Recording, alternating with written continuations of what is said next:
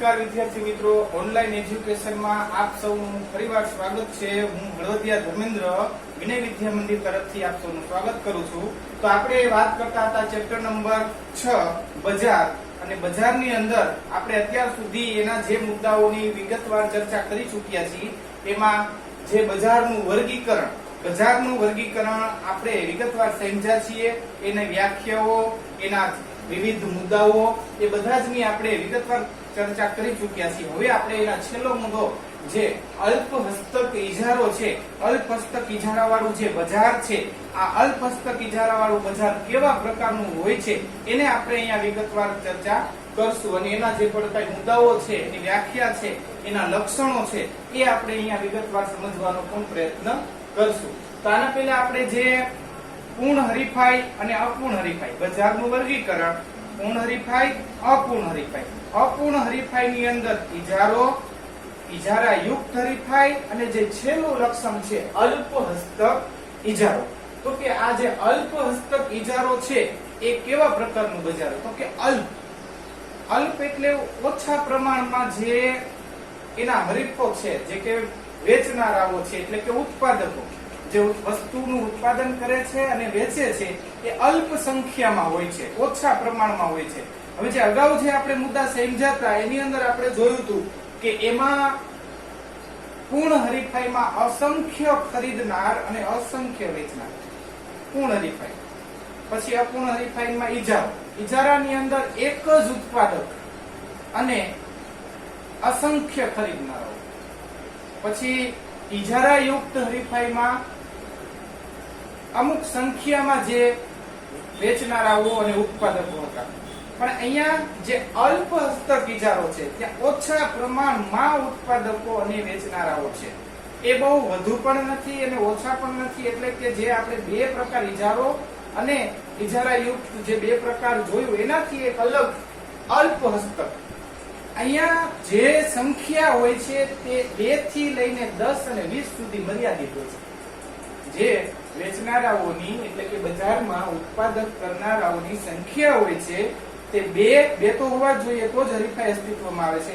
એક હોય તો ઇજારામાં આપણે જોયું તો એક હોય તો એકમાં કોઈ હરીફાઈનો પ્રશ્ન જ નથી રહેતો, પણ અહીંયા 2 થી 10 અથવા 20 સુધીની સંખ્યામાં જે લોકો હોય છે ત્યારે આપણે આ અલ્પ હસ્તક ઇજારા વાળું બજાર કહી શકીએ। અલ્પ હસ્તક ઇજારામાં સમાન ગુણી વસ્તુ અથવા અવેજી વસ્તુઓનું ઉત્પાદન કરી જ્યારે વ્યક્તિ પોતે નફો કમાવાનો પ્રયાસ કરે છે ત્યારે આવા બજારને આપણે અલ્પ હસ્તક ઇજારા વાળું બજાર તરીકે પણ ઓળખીએ છીએ। તો અહીંયા તમે પાઠ્યપુસ્તકમાં એની જે વ્યાખ્યા છે એ પણ જોઈ શકો છો। એના પહેલા એનો અર્થ પણ આપેલો છે, તો કે અલ્પ હસ્તક ઇજારો છે, અલ્પ હસ્તક ઇજારાને અંગ્રેજીમાં ઓલિગોપોલી કહે છે, જે ગ્રીક ભાષાનો શબ્દ છે, જે વિગતવાર તમે પાઠ્યપુસ્તકમાં આપેલો છે, જે તમે જોઈ શકો છો। હવે આપણે એની વ્યાખ્યા જોશું। તો કે વ્યાખ્યાની અંદર અહીંયા પહેલી વ્યાખ્યા છે પ્રોફેસર સ્ટીગલર એની વ્યાખ્યા આપેલી છે। તો કે પ્રોફેસર સ્ટીગલર એની વ્યાખ્યા આપતા જણાવે છે કે અલ્પ હસ્તક ઇજારો એ એવી પરિસ્થિતિ છે કે જેમાં પેઢી પોતાની બજાર અંગેની નીતિ પોતાના હરીફોની અંદાજિત વર્તણૂકને આધારે બનાવે છે। હવે જો પેઢી છે એ પોતાની જે કાંઈ નીતિ છે અને જે પણ કાંઈ પોતાને વસ્તુ વેચવાની જે નીતિ છે એ કઈ રીતે નક્કી કરે છે?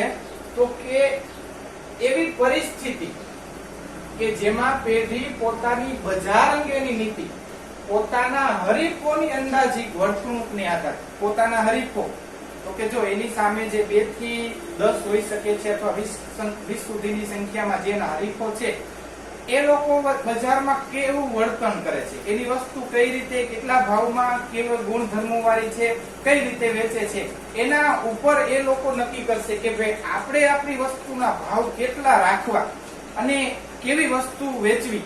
અને બજારમાં એ લોકો જો શું કામ કે એ 2 થી 10 લગીના જ એ વેપારીઓ બજારમાં હોય છે, એટલે બધાને બધી જે પણ કઈ લક્ષણો છે બજારમાં શું પરિસ્થિતિ છે એના પ્રત્યેનું જ્ઞાન એને હોય છે। એટલે આ જ્ઞાન હોવાના કારણે એ લોકો પરિસ્થિતિને આધીન ફેસલો લેશે અને વસ્તુના ભાવ નક્કી કરશે।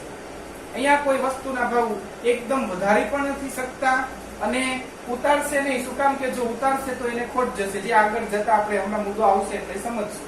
પછી આ વ્યાખ્યા એવું કહેવા માંગે છે. પછીની બીજી વ્યાખ્યા છે પ્રોફેસર બોમલ.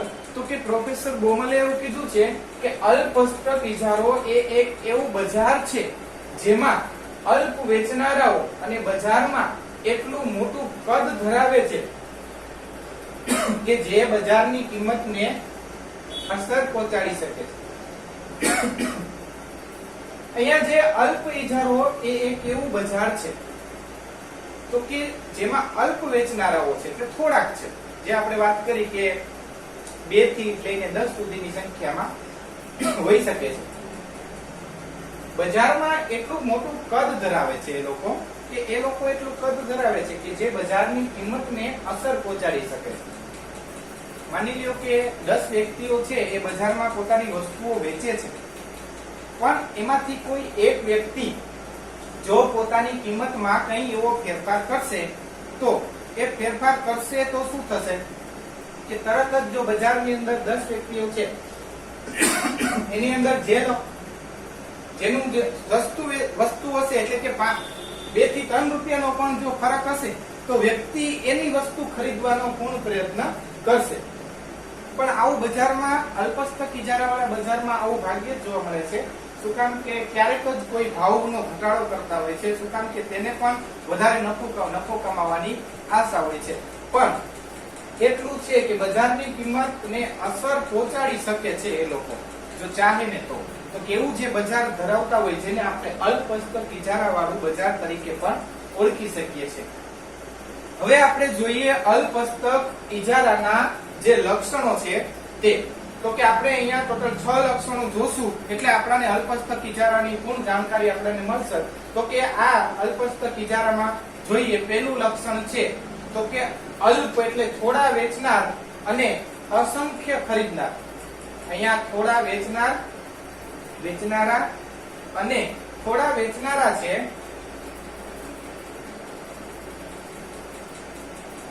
અને અસંખ્ય ખરીદનારાઓ અહીંયા જોવા મળે છે. તો કે અલ્પસ્તક ઇજારાવાળા બજારમાં ઉત્પાદક કે વેચનાર અલ્પ સંખ્યામાં હોય છે. ઉત્પાદક કે વેચનાર જે ઉત્પાદન કરે છે તે અને જે વેચનાર છે તે અલ્પ સંખ્યામાં થોડી સંખ્યામાં હોય છે.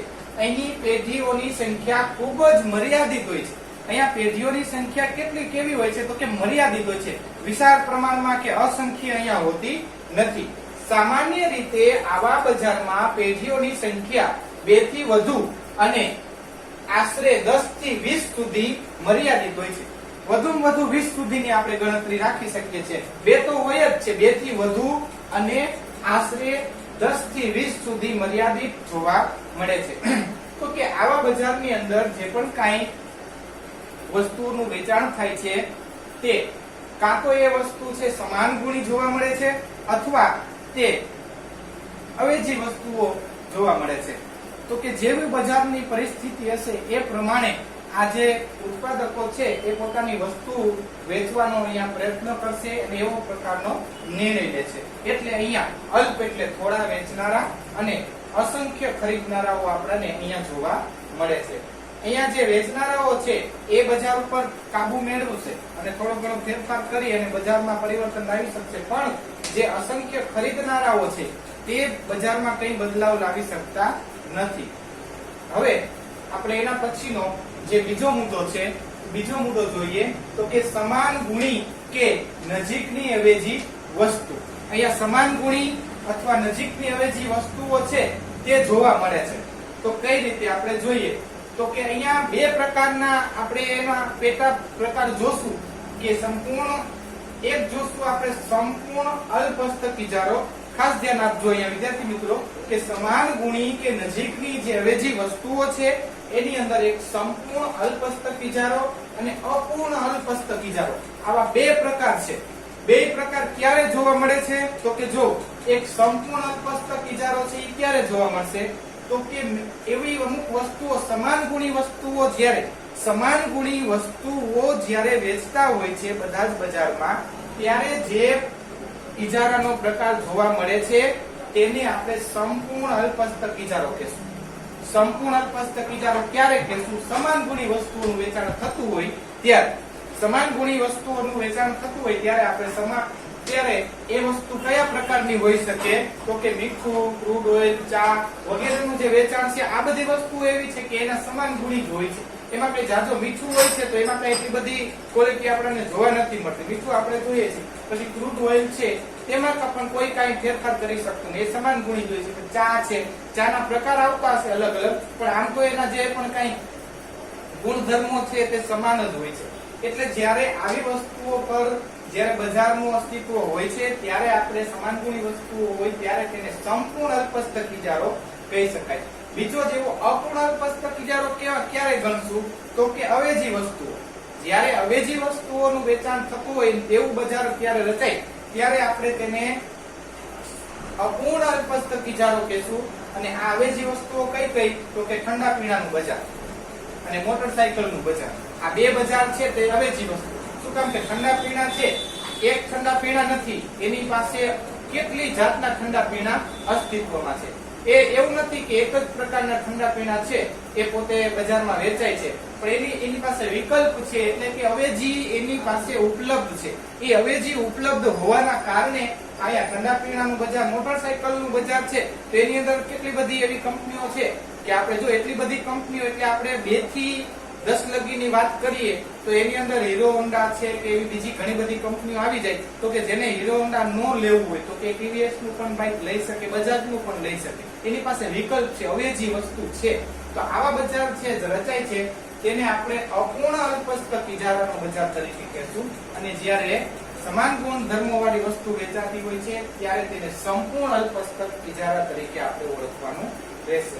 હવે એના પછી જે આ મુદ્દો છે એને ધ્યાનમાં રાખીને જ પેઢીઓનો પ્રવેશ જે છે, આપણે આના પહેલા જે પેઢીઓનો મુક્ત પ્રવેશ એકમાં જોયો હતો અને એકમાં પેઢીઓનો પ્રવેશ જે ઇજારો છે એવા પેઢીઓનો પ્રવેશ હોતો નથી. શું કામ કે તેમાં એક જ પેઢી હતી, તેને જ ઇજારો કહેવામાં આવે છે. ઉત્પાદક પણ એક હતો અને વેચનાર પણ અહીંયા કેવું બજાર, એક અલગ પ્રકારનું બજાર છે.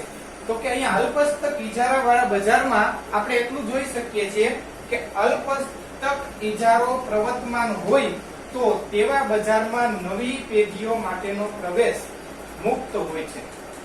જો અહીંયા અલ્પસ્તક ઇજારાની અંદર જ્યારે સમાન ગુણી વસ્તુઓ, અહીંયા જે અલ્પસ્તક સંપૂર્ણ અલ્પસ્તક ઇજારો જે આપણે જોયો, આ સંપૂર્ણ અલ્પસ્તક ઇજારો જ્યારે અસ્તિત્વમાં હોય છે ત્યારે સંપૂર્ણ અલ્પસ્તક ઇજારાની અંદર અહીંયા પેઢીઓનો પ્રવેશ મુક્ત હોય છે. ત્યારે પેઢીઓનો પ્રવેશ મુક્ત હોય છે, પણ પ્રતિબંધિત અલ્પસ્તક ઇજારો પ્રવર્તમાન હોય છે ત્યારે બજારમાં નવી પેઢીઓનો પ્રવેશ પ્રતિબંધિત હોય છે. ત્યારે કોઈ પ્રતિબંધિત અલ્પસ્તક ઇજારો જ્યારે જોવા મળે છે ત્યારે નવી પેઢીઓ છે એ આવતી નથી. શું કામ કે ત્યારે એ લોકોને નફાનું પ્રમાણ ક્યાંય મળતું જતું નથી, એટલે તેઓ પ્રવેશ કરતી નથી, એટલે તે પ્રતિબંધિત હોય છે. હવે એના પછીનો જે મુદ્દો છે તે છે વેચાણ ખર્ચ. હવે વેચાણ ખર્ચની અંદર આપણે અગાઉ પણ જોઈ ગયા હતા, એ જ મુદ્દાઓ અહીંયા લાગુ પડશે સમાન ગુણધર્મો વાળા. તો કે જો જે પણ કઈ વસ્તુઓ છે, પ્રોડક્ટ છે, એને વેચવા માટે કંપની વિવિધ પ્રકારના ખર્ચ કરે છે. તે સેલ્સમેનના ખર્ચ હોય, અથવા કોઈ એવી ભેટ યોજના રાખતા હોય, અથવા તે પ્રોડક્ટને વેચવા માટે એવા સૌથી વધુ ખર્ચ થતો હોય તો તે જાહેરાત ખર્ચ છે, ચોપાનિયા છે, જાહેરાતના જે બોર્ડ છે, એડવર્ટાઇઝ છે. આની પાસે લાખો કરોડો રૂપિયાનો ખર્ચો એડવર્ટાઇઝમાં આપણે જોતા હોય છે કે હીરો હોન્ડાની એડવર્ટાઇઝ આવે છે, ઠંડા પીણાની એવી હીરોલોક છે તે એડવર્ટાઇઝ આપતા હોય છે. તો કે એ વેચાણ માટેનો એ ખર્ચ છે. તો કે જે વેચાણ ખર્ચ છે તે અહીંયા આપણને જોવા મળે છે અને એ વેચાણ ખર્ચ કરવાથી જ આ જે પ્રોડક્ટ છે એની બજારમાં એકબીજાની તીવ્ર જે વેચવા માટેની હરીફાઈ છે. તો કે અલ્પસ્તક ઇજારામાં હરીફાઈ ખૂબ જ તીવ્ર પ્રકારની હોવાથી વેચાણ ખર્ચ ઉપયોગી બને છે. હરીફાઈ છે એ તીવ્ર પ્રકારની છે કે પેપ્સી છે કે એને એની પ્રોડક્ટ વેચવા માટે બીજી જે પણ કઈ હરીફાઈ છે એનેથી પોતે પોતાની પ્રોડક્ટ બેસ્ટ, સર્વશ્રેષ્ઠ બતાવવા માટે તે અમુક એવા વ્યક્તિઓ પાસેથી એડવર્ટાઇઝમેન્ટ એ પ્રોડક્ટનું કરાવશે કે જ્યાં વેચાણ ખર્ચ ઘણો બધો થતો હોય છે. એટલા બધા સેલ્સમેન રાખશે, એને કિંમત ચૂકવશે અને ભારીખમ શરૂઆતમાં કંપની નવી નવી ઓફરો આપશે, બજારમાં એવી ઓફરો આપશે, વસ્તુના ભાવ નહીં ઘટાડે, પણ એ લોકો શું કરશે, બજારમાં એવી બધી ઓફરો ની રજૂઆત કરશે કે સામેવાળી વ્યક્તિ છે તેનેથી આકર્ષાય અને પોતાની જે પ્રોડક્ટ છે એ ખરીદવા માટે તે પોતે આકર્ષાય છે. આ જોયું આપણે વેચાણ ખર્ચ. હવે છે આપણે પરસ્પર અવલંબન. તો કે જેનો પાંચમો મુદ્દો છે તે પરસ્પર અવલંબન. જો અહીંયા એક ખાસ ધ્યાન રાખજો કે વેપારી પેઢીઓ છે અહીંયા અલ્પસ્તક ઇજારાની અંદર જે પણ કઈ ભાવ નક્કી કરે છે કે વસ્તુઓના ગુણધર્મો નક્કી કરે છે, એની ક્વોલિટી નક્કી કરે છે, એ બધા જ જે પણ કઈ નિર્ણયો લે છે એ નિર્ણયો કોના આધારિત લેશે, તો કે એની હરીફ પેઢી, એની સામેના જે હરીફ પેઢી છે, જે હરીફાઈ માટે એની સામે ઉભા છે એ વ્યક્તિઓની પ્રોડક્ટ કેવી છે અને એનો ભાવ કેટલા છે, એનું વર્તન કેવું છે, એના ઉપરથી એ લોકો એકબીજા ઉપર અવલંબન છે. અવલંબન એટલે એના ઉપર આધાર રાખે છે કે ભાઈ આને આ વ્યક્તિએ આવું બહાર પાડ્યું, આને આવી ઓફર બહાર પાડી. આપણે જો અલગ અલગ પ્રકારની જે પણ કઈ કંપનીઓ છે એ વિવિધ પ્રકારની ઓફરો બહાર પાડે. એક કંપની બહાર પાડશે તો તરત જ બીજી કંપની એનાથી થોડુંક હટાવીને કંઈક નવું બહાર પાડશે. એટલે બજારની અંદર ટકવા માટે એ એકબીજા ઉપર અવલંબન છે, એકબીજાનો સહારો લે છે, એના વર્તન ઉપર પૂરેપૂરો ધ્યાન રાખીને જ એ લોકો બેઠા હોય છે કે ભાઈ આને આવો નિર્ણય લીધો અને એને એટલો ફાયદા થયા, કસ્ટમર વધ્યા, તો આપણે પણ હવે આવો બદલાવ લાવવો જોઈએ. આ જે વસ્તુ છે અહીંયા પરસ્પર અવલંબન બતાવે છે, એકબીજા ઉપર નિર્ધારણ કરે છે. તો કે એવું લક્ષણ આપણાને અહીંયા જે અલ્પસ્તક ઇજારા વાળું બજાર છે તેમાં આપણાને આવું લક્ષણ જોવા મળે છે, જેને પરસ્પર અવલંબન તરીકે આપણે ઓળખીએ છીએ. પછી આપણે જે છેલ્લું છે કિંમત ચુસ્તતા. અહીંયા જે આપણે માંગ રેખા અગાઉ સમજાતા એને આપણે પછી સમજશું, પણ ખાંચાવાળી માંગ રેખા છે એવી આપણે અહીંયા જોવા મળે છે. કઈ રીતે જોવા મળે છે ખાંચાવાળી માંગ રેખા? તો કે કિંમત ચુસ્તતા. કઈ રીતે કિંમત ચુસ્તતા અહીંયા જોવા મળે છે? તો કે જો આવા બજારની અંદર લોકો વસ્તુ ખરીદે છે, જ્યાંથી તેઓને સસ્તું મળશે ત્યાંથી તે વસ્તુ ખરીદવાનો પ્રયત્ન કરશે, પણ જે પેઢીઓ છે એ પેઢીઓ હંમેશા પોતાના જે ભાવ છે એ એવા પ્રકારના બજારના પ્રવર્તમાન જે ભાવ ચાલતા હોય છે એ પ્રકારના ભાવ રાખશે. પણ આની અંદર જો કોઈ એક પેઢી પોતાની વસ્તુમાં અથવા પોતાના જે ભાવ છે, કિંમત છે એમાં ફેરફાર કરશે તો એનું પ્રોડક્ટનું વેચાણ છે એ તરત જ વધી જશે. બીજા જે લોકો છે એ બધાની પ્રોડક્ટનું વેચાણ છે એ ઘટી જશે. શું કામ કે આ વ્યક્તિએ પોતાની પ્રોડક્ટ છે એના ભાવ ઘટાડ્યા છે. આવું જ જે એનાથી ઉલટું, જો કોઈ એક પેઢી છે એ પોતાની વસ્તુના ભાવ વધારશે તો એની વસ્તુઓનું વેચાણ ઘટી જશે અને સામે જે બીજા વ્યક્તિઓ છે હરીફેની, એની વસ્તુઓ વેચાવાનું શરૂ થઈ જશે.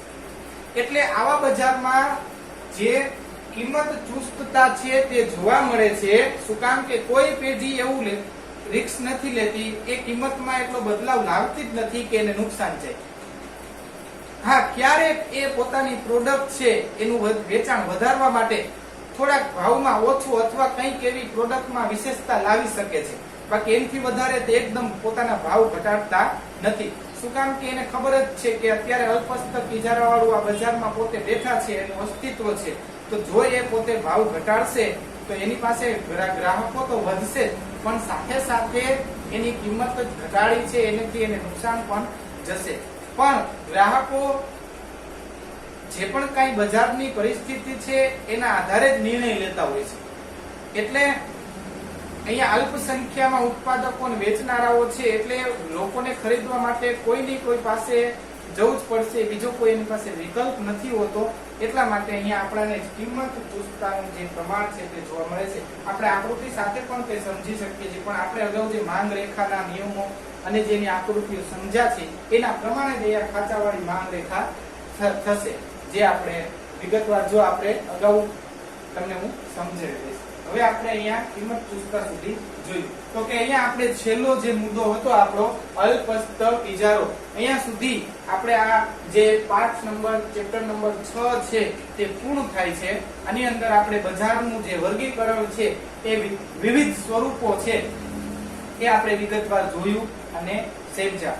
વધુ વિદ્યાર્થી મિત્રોને હજી પણ આમાં કોઈ મુદ્દા વિશે ચર્ચા કે કઈ એવા મુદ્દાઓ હોય કે જેના વિશે તેમને સંપૂર્ણ વધારે પડતી માહિતી જોતી હોય તો તેઓ અગાઉ મેસેજ કરી શકે છે કે ભાઈ અમને આ મુદ્દા વિશે થોડીક ચર્ચા કરવાની બાકી છે અથવા આ મુદ્દો સમજાતો નથી. તો વિદ્યાર્થી મિત્રો તે મુદ્દાની ચર્ચા આપણે વિગતવાર હજી પણ કરશું કે જે મુદ્દો તમને ખ્યાલ જે કહેવા માંગે છે તે તમને સમજાવવો જોઈએ. તો આપણે અહીંયા જોયું બજારનું વિશિષ્ટ સ્વરૂપ જે છે, જે અસ્તિત્વ ધરાવે છે, એના પ્રકારો છે, લક્ષણો છે.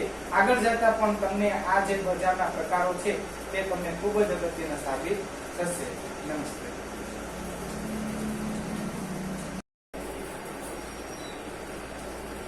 નમસ્કાર વિદ્યાર્થી મિત્રો, ઓનલાઈન એજ્યુકેશનમાં આપ સૌનું ફરીવાર સ્વાગત છે. હું હળવદિયા ધર્મેન્દ્ર વિનય વિદ્યા મંદિર તરફથી આપ સૌનું સ્વાગત કરું છું. તો આપણે વાત કરતા હતા ચેપ્ટર નંબર 6 બજાર, અને બજારની અંદર આપણે અત્યાર સુધી એના જે મુદ્દાઓની વિગતવાર ચર્ચા કરી ચૂક્યા છીએ એમાં જે બજારનું વર્ગીકરણ આપણે વિગતવાર સમજ્યા છીએ. એની વ્યાખ્યાઓ, એના વિવિધ મુદ્દાઓ એ બધા જ ની આપણે વિગતવાર ચર્ચા કરી ચૂક્યા છીએ. હવે આપણે એના છેલ્લો મુદ્દો જે અલ્પ હસ્તક ઇજારો છે, અલ્પ હસ્તક ઇજારા વાળું જે બજાર છે, આ અલ્પ હસ્તક ઇજારા વાળું બજાર કેવા પ્રકારનું હોય છે એને આપણે અહીંયા વિગતવાર ચર્ચા કરશું. અને એના જે પણ કઈ મુદ્દાઓ છે, એની વ્યાખ્યા છે, એના લક્ષણો છે એ આપણે અહીંયા વિગતવાર સમજવાનો પણ પ્રયત્ન કરશું. તો આના પહેલા આપણે જે પૂર્ણ હરીફાઈ અને અપૂર્ણ હરીફાઈ, બજારનું વર્ગીકરણ, પૂર્ણ હરીફાઈ, અપૂર્ણ હરીફાઈ. અપૂર્ણ હરીફાઈ ની અંદર ઇજારો, ઇજારા યુક્ત હરીફાઈ અને જે છેલ્લું લક્ષણ છે અલ્પ હસ્તક ઇજારો. તો કે આ જે અલ્પ હસ્તક ઇજારો છે એ કેવા પ્રકારનું બજાર? તો કે અલ્પ એટલે ઓછા પ્રમાણમાં જે એના હરીફો છે, જે કે વેચનારાઓ છે, એટલે કે ઉત્પાદકો જે વસ્તુનું ઉત્પાદન કરે છે અને વેચે છે એ અલ્પ સંખ્યામાં હોય છે, ઓછા પ્રમાણમાં હોય છે. હવે જે અગાઉ જે આપણે મુદ્દા સમજાતા એની અંદર આપણે જોયું હતું કે એમાં પૂર્ણ હરીફાઈમાં અસંખ્ય ખરીદનાર અને અસંખ્ય વેચનાર, પૂર્ણ હરીફાઈ. પછી અપૂર્ણ હરીફાઈમાં ઇજારો, ઇજારાની અંદર એક જ ઉત્પાદક અને અસંખ્ય ખરીદનારો. પછી ઇજારા યુક્ત હરીફાઈમાં અમુક સંખ્યામાં જે વેચનારાઓ અને ઉત્પાદકો હતા. પણ અહીંયા જે અલ્પ હસ્તક ઇજારો છે ત્યાં ઓછા પ્રમાણમાં ઉત્પાદકો અને વેચનારાઓ છે. એ બહુ વધુ પણ નથી અને ઓછા પણ નથી. એટલે કે જે આપણે બે પ્રકાર ઇજારો અને ઇજારા યુક્ત જે બે પ્રકાર જોયું એનાથી એક અલગ અલ્પ હસ્તક. અહીંયા જે સંખ્યા હોય છે તે 2 થી લઈને 10 અને 20 સુધી મર્યાદિત હોય છે. જે વેચનારાઓની એટલે કે બજારમાં ઉત્પાદક કરનારાઓની સંખ્યા હોય છે તે બે તો હોવા જોઈએ તો જ હરીફાઈ અસ્તિત્વમાં આવે છે. એક હોય તો ઇજારામાં આપણે જોયું તો એક હોય તો એકમાં કોઈ હરીફાઈનો પ્રશ્ન જ નથી રહેતો. પણ અહીંયા 2 થી 10 અથવા 20 સુધીની સંખ્યામાં જે લોકો હોય છે ત્યારે આપણે આ અલ્પ હસ્તક ઇજારા વાળું બજાર કહી શકીએ. અલ્પ હસ્તક ઇજારામાં સમાન ગુણી વસ્તુ અથવા અવેજી વસ્તુઓનું ઉત્પાદન કરી જ્યારે વ્યક્તિ પોતે નફો કમાવાનો પ્રયાસ કરે છે ત્યારે આવા બજારને આપણે અલ્પ હસ્તક ઇજારા વાળું બજાર તરીકે પણ ઓળખીએ છીએ. તો અહીંયા તમે પાઠ્યપુસ્તકમાં એની જે વ્યાખ્યા છે એ પણ જોઈ શકો છો. એના પહેલા એનો અર્થ પણ આપેલો છે. તો કે અલ્પ હસ્તક ઇજારો છે, અલ્પ હસ્તક ઇજારાને અંગ્રેજીમાં ઓલિગોપોલી કહે છે, જે ગ્રીક ભાષાનો શબ્દ છે, જે વિગતવાર તમે પાઠ્યપુસ્તકમાં આપેલો છે, જે તમે જોઈ શકો છો. હવે આપણે એની વ્યાખ્યા જોશું. તો કે વ્યાખ્યાની અંદર અહીંયા પહેલી વ્યાખ્યા છે પ્રોફેસર સ્ટીગલર એની વ્યાખ્યા આપેલી છે. તો કે પ્રોફેસર સ્ટીગલર એની વ્યાખ્યા આપતા જણાવે છે કે અલ્પ હસ્તક ઇજારો એ એવી પરિસ્થિતિ છે કે જેમાં પેઢી પોતાની બજાર અંગેની નીતિ પોતાના હરીફોની અંદાજિત વર્તણૂકને આધારે બનાવે છે. હવે જો પેઢી છે એ પોતાની જે કાંઈ નીતિ છે અને જે પણ કાંઈ પોતાને વસ્તુ વેચવાની જે નીતિ છે એ કઈ રીતે નક્કી કરે છે? તો કે એવી પરિસ્થિતિ કે જેમાં પેઢી પોતાની બજાર અંગેની નીતિ, પોતાના હરીફોની અંદાજિત વર્તણૂકને આધારે, પોતાના હરીફો તો કે જો એની સામે જે 2 થી 10 હોઈ શકે છે અથવા 20 સુધીની સંખ્યામાં જેના હરીફો છે એ લોકો બજારમાં કેવું વર્તન કરે છે, એની વસ્તુ કઈ રીતે, કેટલા ભાવમાં, કેવા ગુણધર્મો વાળી છે, કઈ રીતે વેચે છે, એના ઉપર એ લોકો નક્કી કરશે કે ભાઈ આપણે આપણી વસ્તુના ભાવ કેટલા રાખવા અને કેવી વસ્તુ વેચવી. અને બજારમાં એ લોકો જો શું કામ કે એ 2 થી 10 લગીના જ એ વેપારીઓ બજારમાં હોય છે, એટલે બધાને બધી જે પણ કઈ લક્ષણો છે, બજારમાં શું પરિસ્થિતિ છે એના પ્રત્યેનું જ્ઞાન એને હોય છે. એટલે આ જ્ઞાન હોવાના કારણે એ લોકો પરિસ્થિતિને આધીન ફેસલો લેશે અને વસ્તુના ભાવ નક્કી કરશે. અહીંયા કોઈ વસ્તુના ભાવ એકદમ વધારી પણ નથી શકતા અને ઉતારશે નહીં. શું કામ કે જો ઉતારશે તો એને ખોટ જશે, જે આગળ જતા આપણે હમણાં મુદ્દો આવશે એટલે સમજશું. પછી આ વ્યાખ્યા એવું કહેવા માંગે છે. પછીની બીજી વ્યાખ્યા છે પ્રોફેસર બોમલ. તો કે પ્રોફેસર બોમલે એવું કીધું છે કે અલ્પસ્તક ઇજારો એ એક એવું બજાર છે જેમાં અલ્પ વેચનારાઓ અને બજારમાં એટલું મોટું કદ ધરાવે છે કે જે બજારની કિંમતને અસર પહોંચાડી શકે છે. અહીંયા જે અલ્પ ઇજારો એ એક એવું બજાર છે તો કે જેમાં અલ્પ વેચનારાઓ છે એટલે થોડાક છે, જે આપણે વાત કરી કે 2 થી લઈને 10 સુધીની સંખ્યામાં હોઈ શકે છે. બજારમાં એટલું મોટું કદ ધરાવે છે એ લોકો એટલું કદ ધરાવે છે કે જે બજારની કિંમતને અસર પહોંચાડી શકે છે. માની લ્યો કે 10 વ્યક્તિઓ છે એ બજારમાં પોતાની વસ્તુઓ વેચે છે, પણ એમાંથી કોઈ એક વ્યક્તિ જો પોતાની કિંમતમાં કંઈ એવો ફેરફાર કરશે તો એ ફેરફાર કરશે તો શું થશે કે તરત જ જો બજારની અંદર 10 વ્યક્તિઓ છે એની અંદર જેનું વસ્તુ હશે એટલે કે 2 થી 3 રૂપિયાનો પણ જો ફરક હશે તો વ્યક્તિ એની વસ્તુ ખરીદવાનો પૂર્ણ પ્રયત્ન કરશે. પણ આવું બજારમાં અલ્પસ્તક ઇજારાવાળા બજારમાં આવું ભાગ્યે જ જોવા મળે છે. શું કામ કે ક્યારેક જ કોઈ ભાવનો ઘટાડો કરતા હોય છે. શું કામ કે તેને પણ વધારે નફો કમાવાની આશા હોય છે. પણ એટલું છે કે બજારની કિંમતને અસર પહોંચાડી શકે છે એ લોકો જો ચાહે ને તો કેવું જે બજાર ધરાવતા હોય જેને આપણે અલ્પસ્તક ઇજારા વાળું બજાર તરીકે પણ ઓળખી શકીએ છીએ. હવે આપણે જોઈએ અલ્પસ્તક ઇજારાના જે લક્ષણો છે તે. તો કે આપણે અહીંયા ટોટલ 6 લક્ષણો જોશું એટલે આપણને અલ્પસ્તક ઇજારાની પૂર્ણ જાણકારી આપણને મળશે. તો કે આ અલ્પસ્તક ઇજારામાં જોઈએ પહેલું લક્ષણ છે તો કે અલ્પ એટલે થોડા વેચનાર અને અસંખ્ય ખરીદનાર. અહીંયા થોડા વેચનારા અને થોડા વેચનારા છે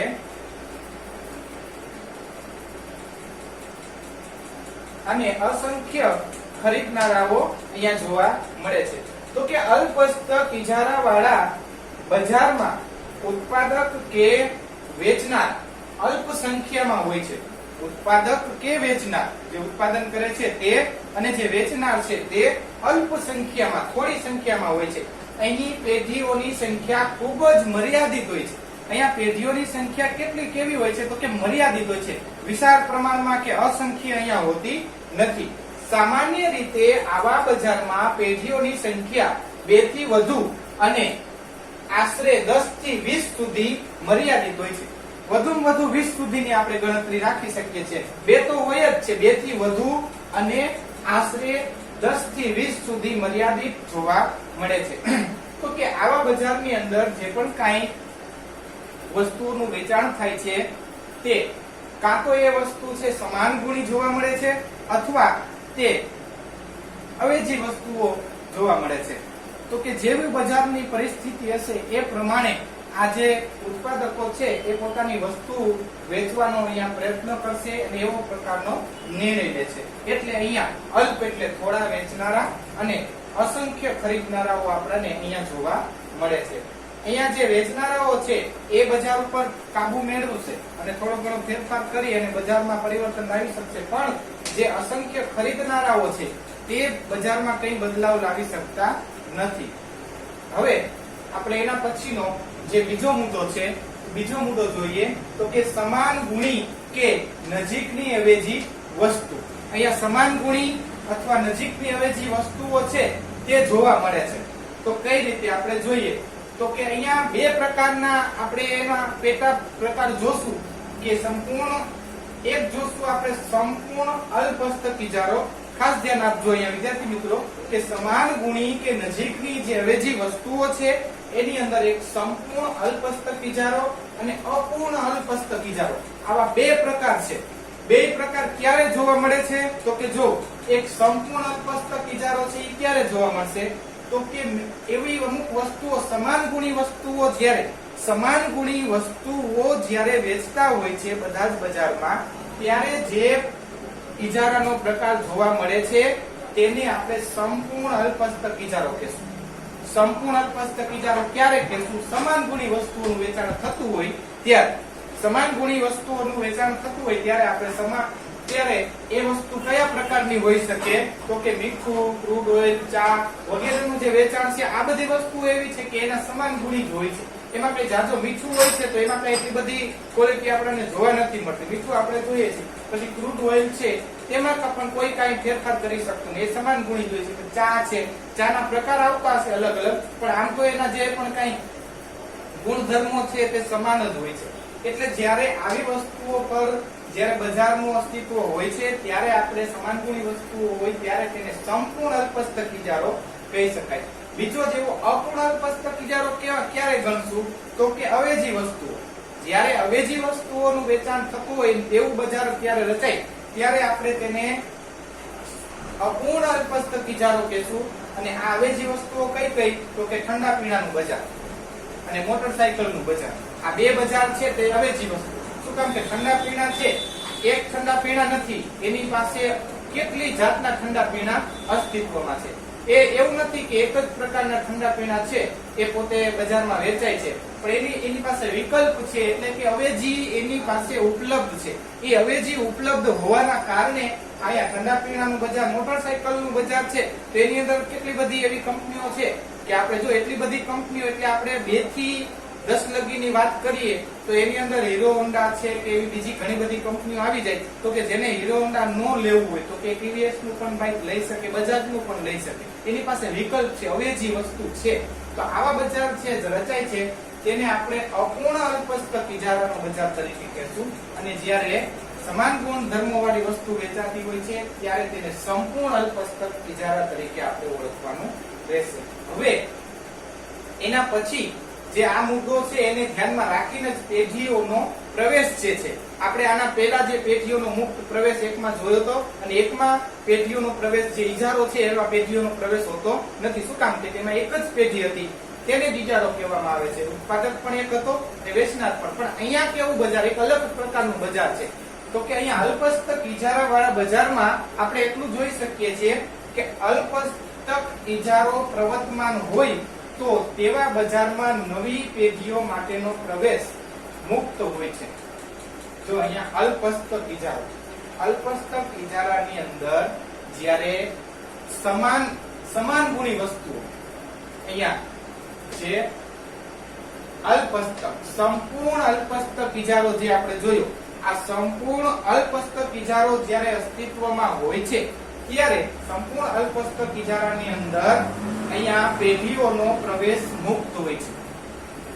ત્યારે પેઢીઓનો પ્રવેશ મુક્ત હોય છે પણ પ્રતિબંધિત અલ્પસ્તક ઇજારો પ્રવર્તમાન હોય છે ત્યારે બજારમાં નવી પેઢીઓનો પ્રવેશ પ્રતિબંધિત હોય છે. ત્યારે કોઈ પ્રતિબંધિત અલ્પસ્તક ઇજારો જ્યારે જોવા મળે છે ત્યારે નવી પેઢીઓ છે એ આવતી નથી. શું કામ કે ત્યારે એ લોકોને નફાનું પ્રમાણ ક્યાંય મળતું જાતું નથી એટલે તેઓ પ્રવેશ કરતી નથી એટલે તે પ્રતિબંધિત હોય છે.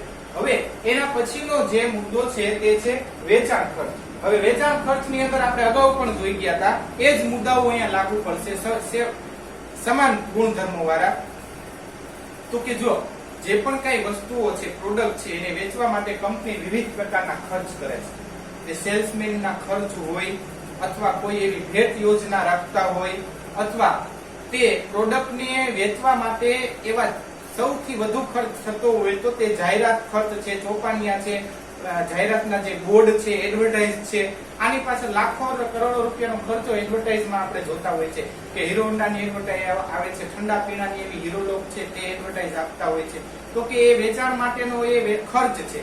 તો કે જે વેચાણ ખર્ચ છે તે અહીંયા આપણને જોવા મળે છે અને એ વેચાણ ખર્ચ કરવાથી જ આ જે પ્રોડક્ટ છે એની બજારમાં એકબીજાની તીવ્ર જે વેચવા માટેની હરીફાઈ છે. તો કે અલ્પસ્તક ઇજારામાં હરીફાઈ ખૂબ જ તીવ્ર પ્રકારની હોવાથી વેચાણ ખર્ચ ઉપયોગી બને છે. હરીફાઈ છે એ તીવ્ર પ્રકારની છે કે પેપ્સી છે કે એને એની પ્રોડક્ટ વેચવા માટે બીજી જે પણ કઈ હરીફાઈ છે એનેથી પોતે પોતાની પ્રોડક્ટ બેસ્ટ, સર્વશ્રેષ્ઠ બતાવવા માટે તે અમુક એવા વ્યક્તિઓ પાસેથી એડવર્ટાઇઝમેન્ટ એ પ્રોડક્ટનું કરાવશે કે જ્યાં વેચાણ ખર્ચ ઘણો બધો થતો હોય છે. એટલા બધા સેલ્સમેન રાખશે, એને કિંમત ચૂકવશે અને ભારીખમ શરૂઆતમાં કંપની નવી નવી ઓફરો આપશે, બજારમાં એવી ઓફરો આપશે, વસ્તુના ભાવ નહીં ઘટાડે, પણ એ લોકો શું કરશે, બજારમાં એવી બધી ઓફરો ની રજૂઆત કરશે કે સામેવાળી વ્યક્તિ છે તેનેથી આકર્ષાય અને પોતાની જે પ્રોડક્ટ છે એ ખરીદવા માટે તે પોતે આકર્ષાય છે. આ જોયું આપણે વેચાણ ખર્ચ. હવે છે આપણે પરસ્પર અવલંબન. તો કે જેનો પાંચમો મુદ્દો છે તે પરસ્પર અવલંબન. જો અહીંયા એક ખાસ ધ્યાન રાખજો કે વેપારી પેઢીઓ છે અહીંયા અલ્પસ્તક ઇજારાની અંદર જે પણ કઈ ભાવ નક્કી કરે છે કે વસ્તુઓના ગુણધર્મો નક્કી કરે છે, એની ક્વોલિટી નક્કી કરે છે, એ બધા જ જે પણ કઈ નિર્ણયો લે છે એ નિર્ણયો કોના આધારિત લેશે? તો કે એની હરીફ પેઢી, એની સામેના જે હરીફ પેઢી છે, જે હરીફાઈ માટે એની સામે ઉભા છે એ વ્યક્તિઓની પ્રોડક્ટ કેવી છે અને એનો ભાવ કેટલા છે, એનું વર્તન કેવું છે, એના ઉપરથી એ લોકો એકબીજા ઉપર અવલંબન છે. અવલંબન એટલે એના ઉપર આધાર રાખે છે કે ભાઈ આને આ વ્યક્તિએ આવું બહાર પાડ્યું, આને આવી ઓફર બહાર પાડી. આપણે જો અલગ અલગ પ્રકારની જે પણ કઈ કંપનીઓ છે એ વિવિધ પ્રકારની ઓફરો બહાર પાડે. એક કંપની બહાર પાડશે તો તરત જ બીજી કંપની એનાથી થોડુંક હટાવીને કંઈક નવું બહાર પાડશે. એટલે બજારની અંદર ટકવા માટે એ એકબીજા ઉપર અવલંબન છે, એકબીજાનો સહારો લે છે, એના વર્તન ઉપર પૂરેપૂરો ધ્યાન રાખીને જ એ લોકો બેઠા હોય છે કે ભાઈ આને આવો નિર્ણય લીધો અને એને એટલો ફાયદા થયા, કસ્ટમર વધ્યા, તો આપણે પણ હવે આવો બદલાવ લાવવો જોઈએ. આ જે વસ્તુ છે અહીંયા પરસ્પર અવલંબન બતાવે છે, એકબીજા ઉપર નિર્ધારણ કરે છે. તો કે એવું લક્ષણ આપણને અહીંયા જે અલ્પસ્તક ઇજારા વાળું બજાર છે તેમાં આપણને આવું લક્ષણ જોવા મળે છે, જેને પરસ્પર અવલંબન તરીકે આપણે ઓળખીએ છીએ. પછી આપણે જે છેલ્લું છે કિંમત ચુસ્તતા. અહીંયા જે આપણે માંગ રેખા અગાઉ સમજાતા એને આપણે પછી સમજશું, પણ ખાંચાવાળી માંગ રેખા છે એવી આપણે અહીંયા જોવા મળે છે. કઈ રીતે જોવા મળે છે ખાંચાવાળી માંગ રેખા? તો કે કિંમત ચુસ્તતા. કઈ રીતે કિંમત ચુસ્તતા અહીંયા જોવા મળે છે? તો કે જો આવા બજારની અંદર લોકો વસ્તુ ખરીદે છે, જ્યાંથી તેઓને સસ્તું મળશે ત્યાંથી તે વસ્તુ ખરીદવાનો પ્રયત્ન કરશે. પણ જે પેઢીઓ છે એ પેઢીઓ હંમેશા પોતાના જે ભાવ છે એ એવા પ્રકારના બજારના પ્રવર્તમાન જે ભાવ ચાલતા હોય છે એ પ્રકારના ભાવ રાખશે. પણ આની અંદર જો કોઈ એક પેઢી પોતાની વસ્તુમાં અથવા પોતાના જે ભાવ છે, કિંમત છે એમાં ફેરફાર કરશે તો એનું પ્રોડક્ટનું વેચાણ છે એ તરત જ વધી જશે. બીજા જે લોકો છે એ બધાની પ્રોડક્ટનું વેચાણ છે એ ઘટી જશે. શું કામ કે આ વ્યક્તિએ પોતાની પ્રોડક્ટ છે એના ભાવ ઘટાડ્યા છે. આવું જ જે એનાથી ઉલટું, જો કોઈ એક પેઢી છે એ પોતાની વસ્તુના ભાવ વધારશે તો એની વસ્તુઓનું વેચાણ ઘટી જશે અને સામે જે બીજા વ્યક્તિઓ છે હરીફેની એની વસ્તુઓ વેચાવાનું શરૂ થઈ જશે. એટલે આવા બજારમાં જે કિંમત ચુસ્તતા છે તે જોવા મળે છે. શું કામ કે કોઈ પેઢી એવું રિસ્ક નથી લેતી, એ કિંમતમાં એટલો બદલાવ લાવતી જ નથી કે એને નુકસાન છે. હા, ક્યારેક એ પોતાની પ્રોડક્ટ છે એનું વેચાણ વધારવા માટે થોડાક ભાવમાં ઓછું અથવા કંઈક એવી પ્રોડક્ટમાં વિશેષતા લાવી શકે છે, બાકી એનાથી વધારે તે એકદમ પોતાના ભાવ ઘટાડતા નથી. શું કામ કે એને ખબર જ છે કે અત્યારે અલ્પસ્તક ઇજારા વાળું આ બજારમાં પોતે બેઠા છે, એનું અસ્તિત્વ છે, તો જો એ પોતે ભાવ ઘટાડશે તો એની પાસે ગ્રાહકો તો વધશે પણ સાથે સાથે એની કિંમત જ ઘટાડી છે એનાથી એને નુકસાન પણ જશે. પણ ગ્રાહકો જે પણ કઈ બજારની પરિસ્થિતિ છે એના આધારે જ નિર્ણય લેતા હોય છે. એટલે અહીંયા અલ્પ સંખ્યામાં ઉત્પાદકો અને વેચનારાઓ છે, એટલે લોકોને ખરીદવા માટે કોઈની કોઈ પાસે જવું જ પડશે, બીજો કોઈ એની પાસે વિકલ્પ નથી હોતો. એટલા માટે અહીંયા આપણને કિંમત ચુસ્તતાનું જે પ્રમાણ છે તે જોવા મળે છે. આપણે આકૃતિ સાથે પણ તે સમજી શકીએ છીએ, પણ આપણે અગાઉ જે માંગ રેખાના નિયમો અને જેની આકૃતિઓ સમજ્યા છે એના પ્રમાણે જ અહીંયા ખાંચાવાળી માંગ રેખા થશે, જે આપણે વિગતવાર જો આપણે અગાઉ તમને હું સમજાવી દઈશ. હવે આપણે અહીંયા કિંમત ચુસ્તતા સુધી જોયું તો કે અહીંયા આપણે છેલ્લો જે મુદ્દો હતો આપણો અલ્પસ્તક ઇજારો, અહીંયા સુધી આપણે આ જે પાઠ નંબર ચેપ્ટર નંબર 6 છે તે પૂર્ણ થાય છે. આની અંદર આપણે બજારનું જે વર્ગીકરણ છે એ વિવિધ સ્વરૂપો છે એ આપણે વિગતવાર જોયું અને સમજ્યા.